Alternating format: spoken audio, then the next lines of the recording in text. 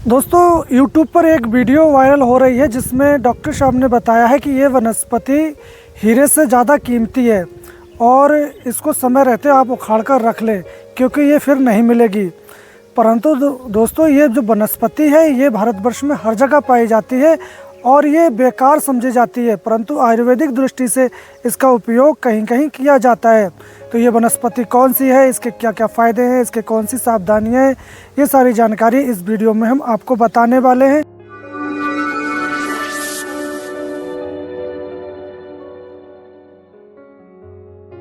तो जैसे ही मैंने सुना कि ये वनस्पति हीरे से ज़्यादा महंगी है तो ये वनस्पति को लेने में जंगल आ गया और आपको मैं दिखाता हूँ। जो मेरे पीछे दिख रहे हैं आप ये, और इधर सामने भी मैं दिखाऊंगा।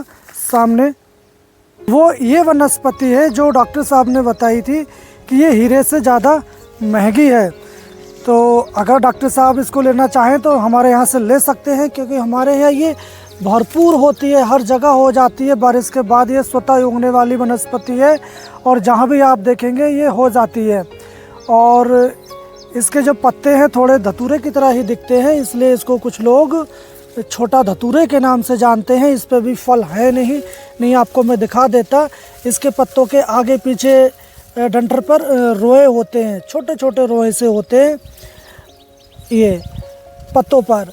और इस पे एक फल आता है जिसको घुंडी बोलते हैं, जो जानवरों के चिपक जाती है, या हम बचपन में एक दूसरों को वो फेंक कर इसको लगाया करते थे, ये बालों में फंस जाती है। तो आप जहाँ भी इसको देखेंगे नज़र उठा के आपको वहीं ये दिखाई पड़ेगी। तो इस वनस्पति के बारे में थोड़ा सा आप और जान लें।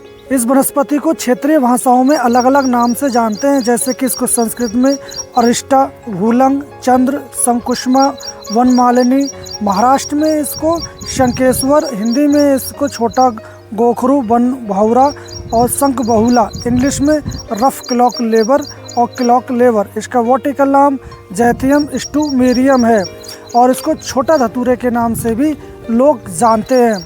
तो इस प्रकार इस वनस्पति को आप आइडेंटिफाई कर सकते हैं। और आयुर्वेदिक मतानुसार ये वनस्पति तीक्ष्ण, कसैली, विरेचक, मज्जावर्धक, कृमिनाशक, धातु परिवर्तक, पौष्टिक, पाचक, ज्वर निवारक, स्वर शोधक, कांतिवर्धक, स्मरण शक्ति को जागृत करने वाली होती है।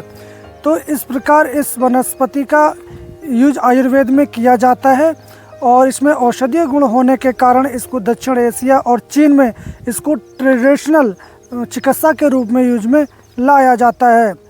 तो इस प्रकार इस वनस्पति का यूज किया जाता है और इसके कुछ फ़ायदे के बारे में हम बता दें और इसके जो कुछ सावधानियां हैं वो वीडियो के अंत में हम बताएंगे। आप उसको स्किप ना करें ताकि आप इसको यूज करें और कुछ जो है नुकसान उठा सकें। तो इसलिए आप इस वीडियो को स्किप ना करें और अंत तक ज़रूर देखें।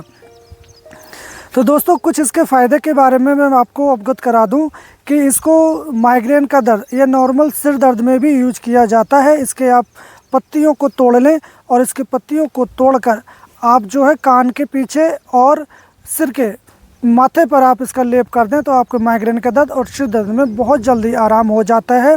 उसी प्रकार इस वनस्पति का यूज जो है मसल्स पेन या जॉइंट पेन या मसल्स की स्टिफनेस में भी किया जाता है। आप इनकी पत्तियों को तोड़कर साफ कर लें और सिलबट्टे पर पीस लें और उस पर आप इसका पेस्ट कर दें जहाँ भी आपको पेन है। तो ऐसा करने से आपकी मसल्स में स्टिफनेस और मसल्स का पेन, जॉइंट पेन इत्यादि जो दर्द हैं वो दूर हो जाते हैं।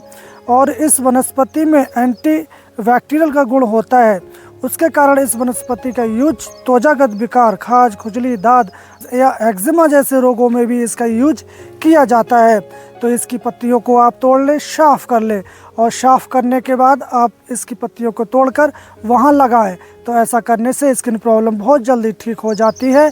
और साथ में आप इन पत्तियों का काढ़ा बनाकर उससे धुलाई करें तो भी और जल्दी फ़ायदा होता है। तो इस छोटे धतूरे के बहुत सारे फ़ायदे हैं और उसको क्षेत्रीय भाषाओं में लोग अलग अलग प्रकार से करते हैं। आप अपने क्षेत्र में इस शंकेश्वर का किस प्रकार से उपयोग लाते हैं हमें कमेंट बॉक्स में ज़रूर बताएं। इसी प्रकार इस वनस्पति का यूज जो बवासीर है, जो पाइल्स है, पाइल्स के जो मस्से हैं या गुदागत जो सूजन है उसको दूर करने के लिए भी ये बहुत कारगर औषधि है। आप इसकी पत्तियों को तोड़कर और इसको एक पोटले जैसे एक पेस्ट बनाकर और कॉटन पर रखकर आप उसको शाम को बांध दें गुदा पर और ऊपर से लंगोट कस दें। ऐसा आप कुछ समय करते हैं तो आपके बवासीर के मस्से और गुदागत जो सूजन है वो दूर हो जाती है। इस वनस्पति का यूज जो गंजापन है उसको दूर करने के लिए भी किया जाता है। इसमें जहरीली वनस्पति मानी जाती है, इसमें पॉइज़न होता है। तो जो सिर के बाल गिर जाते हैं या कहा जाता है कि आपके सिर में जो कीटाणु हैं उनके द्वारा इनकी रूट को खाया गया है इसलिए आपके बाल झड़ गए हैं, तो ऐसे गंजापन दूर करने के लिए इनकी पत्तियों को मसलकर सिर पे लगाया जाता है। या जिनके बाल समय से पहले सफ़ेद हो गए हैं, बालों की रंगाई के लिए भी इनकी पत्तियों को तोड़कर उनकी रंगाई के रूप में काम किया जाता है। या फिर इस वनस्पति का यूज जो है ज्वर उतारने के लिए, या जो चेचक है, चेचक की जो दहा होती है, जलन होती है, उसको कम करने और चेचक के दानों को जल्दी ऊपर लाने के लिए इस वनस्पति का यूज काढ़े के रूप में उपयोग में लाया जाता है। तो इस तरह से इसका यूज किया जाता है। और अगर कहीं आपको जख्म है या फिर चोट लग जाती है तो उसमें इस वनस्पति का यूज, इसका पेस्ट बनाकर वहाँ लेप कर दें। ऐसे में वहाँ जो जख्म है बहुत जल्दी से भरती है और खून भी रुक जाता है, तो ये जख्म भरने के रूप में भी काम में लाई जाती है। तो इस तरह से इस वनस्पति को कई सारी बीमारियों में यूज में लाया जाता है। और दोस्तों इस वनस्पति या छोटे धतूरों को कई लोग पौष्टिक के रूप में, धातु परिवर्तक रूप में या नपुंसकता दूर करने के लिए उपयोग में लाते हैं।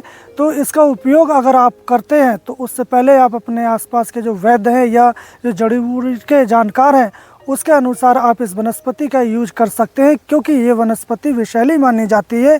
इस वनस्पति के बारे में थोड़ा सा और आपको बता दूं, इस वनस्पति को जो जानवर हैं या जो बकरियां हैं वो भी नहीं खाती।